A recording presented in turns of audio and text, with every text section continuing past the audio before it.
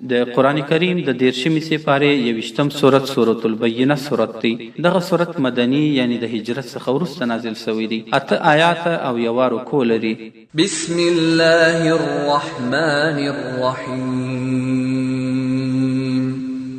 شروع کوم په نامه د الله جل جلاله چې ډیر زیات مهربان او پورا رحم کوونکی دی. لم يكن الذين كفروا من أهل الكتاب والمشركين منفكين حتى تأتيهم البينة رسول من الله يتلو صحفا مطهرة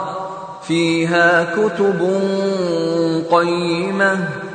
نو هغه کسان چې کافران سوي دي د اهل کتابو یعنی د يهودو او نصاراو څخه او د مشرکانو څخه جلا کېدونکي د خپل باطل دین څخه نه تر هغه پورې چې راغلی دی تشکاره دلیل یعنی محمد صلی الله علیه وسلم په نبوت سره چې رسول دی د الله جل جلاله د طرفه چې وایي ودی ته صحیفه پاکي یعنی هغه د قران کریم آیاتونه چې پاک دي د هر قسم درواغ او شک او گمراهی څخه چې لیکل سوي دي په دې صحیفه کی سم احکام یعنی برابر صحیح حکمونه. وما تفرق الذين أوتوا الكتاب إلا من بعد ما جاءتهم البينة وما أمروا إلا ليعبدوا الله مخلصين له الدين حنفاء ويقيموا الصلاة ويؤتوا الزكاة وذلك دين القيمة. او نو جلا سوي هغه کسان چې ورکول سوي کتاب یعنی يهود او نصارا مگر وروسته تر هغه چې رالی دیته یو واضح او ښکارا دلیل یعنی محمد صلی الله علیه وسلم په نبوت سره او دیته امر نو سوي یعنی د قران کریم څخه مخکې په تورات او انجیل کې مگر دا چې دی به عبادت کوي د الله جل جلاله او خالص کون کې به الله جل جلاله لره د هغه د دین او راګرځیدون کې به د هر قسم باطل دین څخه یوازې اسلام و طرف ته او المنځ بکوي او زکات بور کوي او دا دی دین د الله جل جلاله مضبوط یعنی صحیح برابر.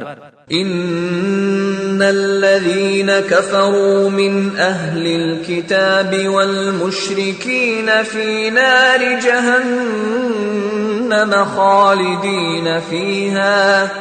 اولئك هم شر البريه. بشک هغه کسان چې کافران سول د اهل کتاب څخه یعنی يهود او نصارا او د مشرکین څخه دی په پور کې د دوزخ یعنی جهنم وي همیشه به په دې جهنم یعنی دوزخ کې دا خلق هم دی هغه بد د مخلوق دی. ان الذين آمنوا وعملوا الصالحات اولئك هم خير البريه جزاؤهم عند ربهم جنات عدن تجري من تحتها الأنهار خالدين فيها أبدا رضي الله عنهم ورضوا عنه ذلك لمن خشي ربه.